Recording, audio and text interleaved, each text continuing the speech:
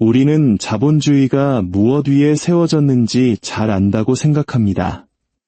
자유시장, 최소한의 정부 개입, 그리고 각자가 자신의 이익을 추구하면 사회는 마법처럼 저절로 최적의 상태에 이른다는 믿음. 그리고 이 아이디어가 어디서 왔냐고 물으면 거의 항상 같은 이름이 나옵니다. 바로 애덤 스미스입니다. 하얀 가발을 쓴 초상화 속의 인물, 경제학의 아버지, 그리고 자유방임주의의 선지자. 하지만 여기에 문제가 있습니다. 오늘날 자본주의가 인용하는 애덤 스미스는 정작 애덤 스미스 자신은 결코 믿지 않았던 모습이라는 사실입니다. 오히려 그의 이름을 숭배하는 이들은 종종 그가 우리에게 가장 경계하라고 경고했던 바로 그 사람들이었습니다. 지성과 역사가 만나는 깊이 있는 탐구의 시간, 지금부터 보이지 않는 손에 감춰진 진실을 찾아 떠나보겠습니다. 보이지 않는 손에 대해 이야기하기 전에 우리는 한 걸음 뒤로 물러나야 합니다. 대부분의 사람들이 애덤 스미스가 실제로 무엇을 주장했는지 제대로 들어본 적이 없기 때문입니다. 그리고 그것은 여러분의 잘못이 아닙니다. 지난 한 세기 동안 그의 이름을 이용해 거대한 경제적 신화가 만들어졌습니다. 그 신화는 너무나 널리 퍼져서 이제는 거의 상식처럼 느껴질 정도입니다. 이야기는 이렇습니다. 정부는 경제에서 손을 떼야 하고 시장은 자유롭게 흘러가야 하며 경쟁은 자연스럽게 모두를 위한 번영을 창조할 것이다. 경제학자들은 이 사상을 레세페르라고 불렀습니다. 내버려 두라, 혹은 더 정확히는 간섭하지 말라는 의미의 프랑스어입니다. 이 신화에 따르면 애덤 스미스는 자유방임주의 창시자입니다. 그는 시장이 어떤 간섭도 없이 작동하도록 내버려 둬야 한다고 믿었고 정부보다 탐욕을 더 신뢰했으며 규제 없는 상업이야말로 인류 진보의 가장 순수한 형태라고 생각했습니다. 참으로 간결하고 명쾌한 이야기입니다. 하지만 이야기에는 한 가지 작은 문제가 있습니다. 애덤 스미스는 단 한 번도 그런 말을 한 적이 없다는 것입니다. 만약 애덤 스미스가 오늘날 현대 자본주의가 자유시장이라고 부르는 것을 본다면 아마 이렇게 물었을 겁니다. 대체 누가 내 책을 다시 썼는가? 그리고 왜 나의 모든 경고를 빼놓았는가? 자, 이제 구호로만 소비되는 애덤 스미스가 아닌 그가 실제로 살았던 진짜 세계로 돌아가 봅시다. 스미스는 1723년 스코틀랜드에서 태어났습니다. 혹독한 겨울과 제한된 기회, 그리고 재능보다는 출신이 훨씬 더 중요했던 사회였습니다. 당시 영국은 자유시장의 땅이 아니었습니다.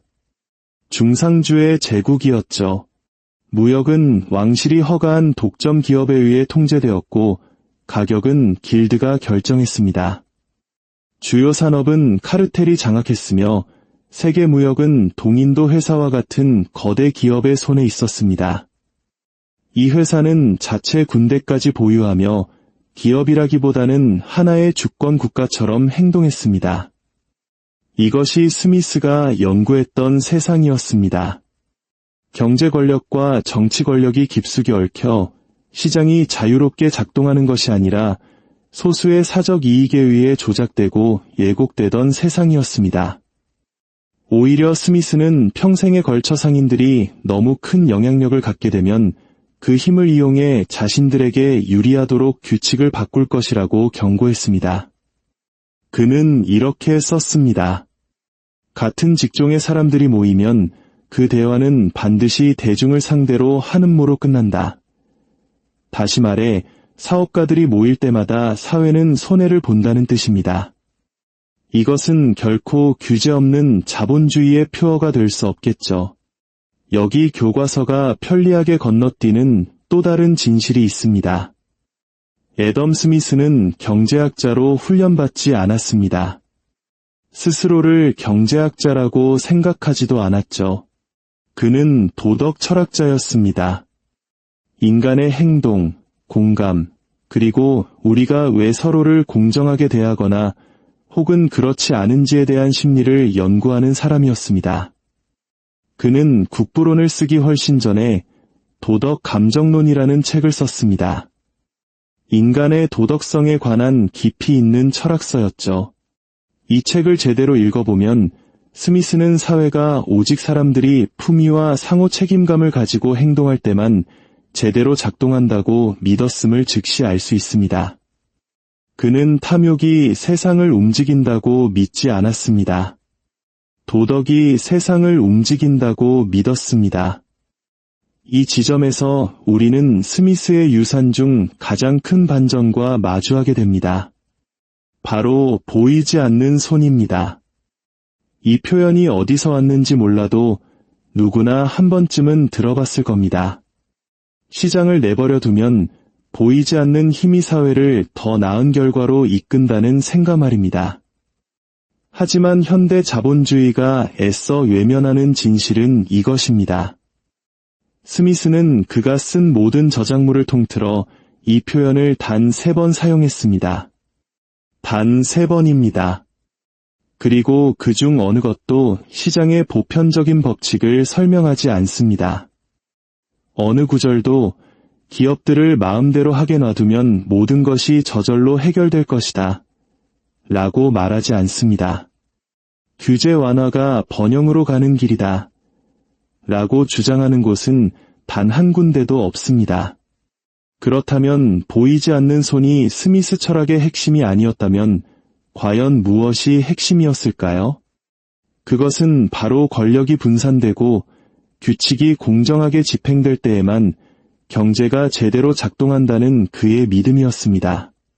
그는 교육, 은행, 공공사업, 자연 독점, 사회 기반 시설에 대한 정부의 개입을 지지했습니다. 또한 거대 기업이 국가를 장악하는 것을 막기 위한 개입도 필요하다고 보았습니다. 그는 규제를 믿었습니다. 다만 어리석은 규제가 아닌 현명한 규제를 원했을 뿐입니다. 그리고 그는 수많은 페이지를 할애하여 기업이 너무 강력해지고 정치화되고 기득권화되는 것에 대해 경고했습니다. 스미스의 시대는 동인도 회사가 지배했습니다. 그 회사의 독점력은 너무나 막강해서 영토와 군대, 무역로까지 통제했습니다. 스미스는 이 회사를 피로 물든 독점체라 부르며 시장을 왜곡하고 정부를 부패시키는 파괴적인 힘이라고 비판했습니다. 만약 그가 오늘날 살아있다면 몇몇 거대 기술 기업, 제약 대기업, 그리고 금융기관들을 보며 아마 한 가지 질문을 던졌을 겁니다. 아무도 내 책을 읽지 않은 건가? 이 모든 이야기의 기묘하고도 씁쓸한 코미디는 애덤 스미스가 자신이 그토록 경고했던 이데올로기의 마스코트가 되어버렸다는 점입니다. 이는 마치 어떤 기업이 자신들을 비판했던 사람의 정체성을 훔쳐 자신들의 얼굴로 사용하는 것과 같은 지적인 희극입니다. 애덤 스미스가 실제로 무엇을 의미했는지 이해하려면 한 가지 이상한 사실에서부터 시작해야 합니다. 보이지 않는 손은 그의 저작에서 거의 등장하지 않는다는 점입니다. 단 3번, 출판된 책에서 2번, 그리고 초기의 미발표 에세이에서 1번, 그리고 이 중 어느 것도 자유시장이 스스로 문제를 해결한다고 말하지 않습니다. 시장을 자기 조절적인 힘으로 묘사하지도 않으며 탐욕이 마법처럼 사회적 조화를 낳는다는 현대적 아이디어로 확장될 수 있는 구절은 단 하나도 없습니다. 오히려 그 3번의 용례는 정반대를 보여줍니다. 스미스는 보이지 않는 손이 규칙이 아니라 예외라고 믿었습니다. 인간의 행동이 우연히 긍정적인 결과를 낳는 드문 순간 경제학의 법칙이 아니라 인간 불완전성에 대한 각주일 뿐이었습니다. 첫 번째 사용은 그가 유명해지기 전에 쓴 천문학의 역사라는 에세이에 등장합니다. 여기서 보이지 않는 손은 고대의 미신, 즉 설명할 수 없는 현상을 신들의 탓으로 돌리는 인간의 경향을 가리킵니다. 시장이나 돈과는 전혀 관련이 없죠. 이것은 혼란 속에서 위안을 얻기 위해 어떻게 사람들이 이야기를 만들어내는지를 관찰하는 철학자 스미스의 모습입니다. 두 번째 사용, 즉 가장 유명한 구절은 국부론에 나옵니다.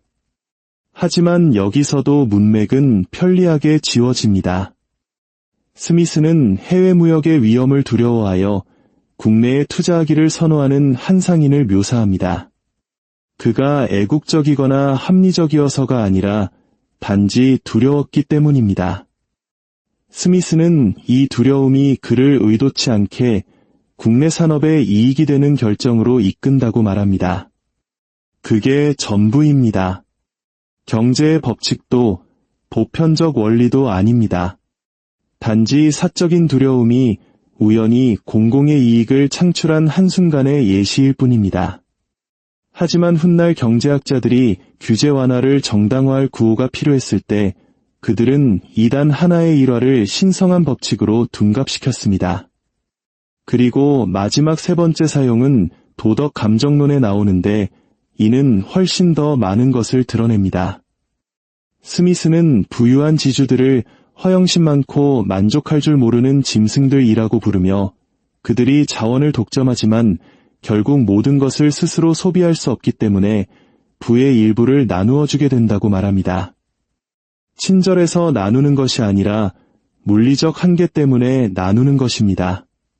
한 사람이 10,000에이커의 땅을 소유할 수는 있지만 저녁은 한 끼밖에 먹을 수 없습니다. 그래서 가난한 사람들은 그들이 남긴 것으로 살아갑니다. 이것이 도덕적 의미에 보이지 않는 손입니다. 탐욕에도 한계가 있기에 부자들이 우연히 가난한 이들을 먹여 살리는 현상.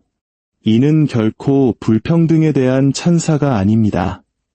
오히려 이기적인 인간조차도 어느 순간에는 우연히 빵 부스러기 하나쯤은 떨어뜨릴 수밖에 없다는 도덕적으로 지친 한숨에 가깝습니다. 간단히 말해 스미스가 말한 세계에 보이지 않는 손은 바로 미신, 두려움, 그리고 탐욕의 물리적 한계였습니다. 신자유주의 경제학의 성스러운 삼위일체와는 거리가 멀어도 한참 멉니다. 그럼에도 20세기를 거치면서 이 작은 은유는 스스로 생명력을 얻었습니다. 시카고 학파 경제학자들, 레이건 시대의 정책 입안자들, 기업 로비스트들은 보이지 않는 손을 하나의 교리로 격상시켰습니다. 그들은 이것이 규제가 불필요하고 정부는 해로우며 시장은 내버려두면 자연스럽게 안정을 창출한다는 증거라고 주장했습니다. 보이지 않는 손은 시장을 이해하기 위한 은유에서 규칙에 반대하기 위한 명령으로 변질되었습니다.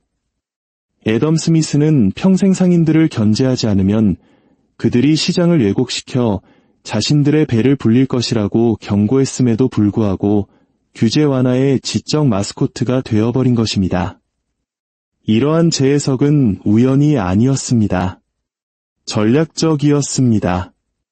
19세기 후반과 20세기 초 철도, 철강, 석유 재벌과 같은 거대 기업들이 등장하면서 그들은 자신들의 막강한 권력을 정당화할 철학적 명분이 필요했습니다. 앤드루 카네기나 존 록펠러는 규제를 원하지 않았습니다. 그들은 정당성을 원했습니다. 그래서 그들은 단순화된 버전의 스미스에게서 그 답을 찾았습니다. 훗날 냉전은 이 단순화된 버전을 강력한 무기로 만들었습니다. 자본주의는 공산주의에 맞설 도덕적 서사가 필요했고 모든 미묘한 뉘앙스가 제거된 스미스의 보이지 않는 손이 바로 그 서사가 되었습니다. 스미스가 진정으로 두려워했던 것은 바로 20세기가 만들어낸 괴물, 즉 가격을 결정하고 법에 영향을 미치며 국가를 압도할 수 있을 만큼 거대해진 기업들이었습니다. 그는 상인들을 내버려 두면 대중을 속이고 억압할 것이라고 경고했습니다. 독점은 경쟁을 파괴할 것이라고 역설했습니다. 정부는 시장 왜곡을 막고 노동자를 보호하며 공정성을 유지하기 위해 개입해야 한다고 주장했습니다. 하지만 스미스를 자신들의 챔피언이라 주장했던 사람들은 이 모든 부분을 무시했습니다. 그들의 스미스는 단순화되고 소독되었으며 도덕 철학이 제거된 버전이었습니다. 모든 경고는 삭제되고 모든 미묘함은 지워졌으며 모든 불편한 진실은 땅속에 묻혔습니다. 애덤 스미스의 시대로부터 현대로 시간을 돌려보면 그 아이러니는 거의 고통스러울 정도입니다. 우리는 스미스가 거의 사용하지도 않은 한 문장 위에 경제 시스템 전체를 구축하고 그가 오늘날 우리가 직면한 거의 모든 문제에 대해 경고했던 수백 페이지는 무시해버렸습니다. 집중된 권력, 정부에 대한 기업의 영향력, 규제가 아니라 규칙을 직접 쓸 수 있을 만큼 부유한 자들에 의해 왜곡된 시장, 대공황에서부터 2008년 금융위기까지 지난 세기의 모든 위기는 스미스가 예견했던 패턴으로 기결됩니다. 가장 강력한 플레이어들이 그림자 속에서 움직일 때 시장은 더 이상 시장이기를 멈춥니다. 그저 잘 짜인 연극 무대가 될 뿐이고 우리 대부분은 그저 비싼 티켓값을 지불하는 관객이 될 뿐입니다. 오늘날의 현실을 보십시오. 정보를 통제하는 거대 기술 기업들, 경쟁을 짓밟은 유통 독점 기업들, 그리고 그들의 실패를 국민 전체가 구제해줘야 하는 거대한 금융기관들. 이것은 자유시장이 아닙니다. 이것은 홍보를 더 잘하는 카르텔일 뿐입니다. 정책 위반자들이 마치 우주적인 안전망인 것처럼 보이지 않는 손을 부르며 얻는 기묘한 위안은 경제학이라기보다는 미신에 가깝습니다. 진실은 더 단순하고 훨씬 불편합니다. 시장은 마법처럼 남용을 바로잡지 않습니다. 권력은 스스로를 규제하지 않습니다. 그리고 내버려둔 탐욕은 자신에게 보상하는 시스템을 포함하여 그 길에 있는 모든 것을 집어삼킵니다. 현대 자본주의는 스미스가 가장 두려워했던 바로 그 존재가 되었습니다. 소수가 너무나 효과적으로 판을 기울여서 시장의 결과가 설계가 아닌 운명처럼 보이게 만드는 세상 말입니다. 하지만 스미스가 실제로 의미했던 바를 이해하는 것은 세상을 더 어둡게 만드는 것이 아니라 더 명확하게 만듭니다. 왜냐하면 스미스는 경제가 파멸할 운명이라고 믿지 않았기 때문입니다. 그는 경제가 인간적이라고 믿었습니다. 결함이 있고 고칠 수 있으며 우리의 선택에 의해 만들어지는 것이라고 말입니다. 그가 진정으로 주장했던 것은 균형이었습니다. 혁신을 이룰 만큼 강한 시장, 이를 제어할 만큼 강한 정부, 그리고 공정함을 요구할 만큼 현명한 사회. 스미스는 보이지 않는 손이 우리를 구원해 줄 것이라고 약속한 적이 없습니다. 그는 우리가 우리 자신을 구해야 한다고 주장했습니다. 역사는 반복되지 않을지 모릅니다. 하지만 역사를 이해하지 못한다면 역사는 다른 방식으로 당신을 무너뜨릴 것입니다. 오늘 이야기가 여러분께 새로운 관점을 제시했다면 이 지혜를 주변과 나눠주시는 것은 어떨까요? 알을 나누는 것은 더 나은 세상을 향한 작은 발걸음이 될 수 있습니다. 앞으로도 계속될 지적 탐구의 여정에 함께 하시려면 구독을 통해 저희의 길에 동참해 주십시오. 역사는 답을 가지고 있습니다. 그 답을 어디서 찾아야 할지 저희가 안내해 드리겠습니다.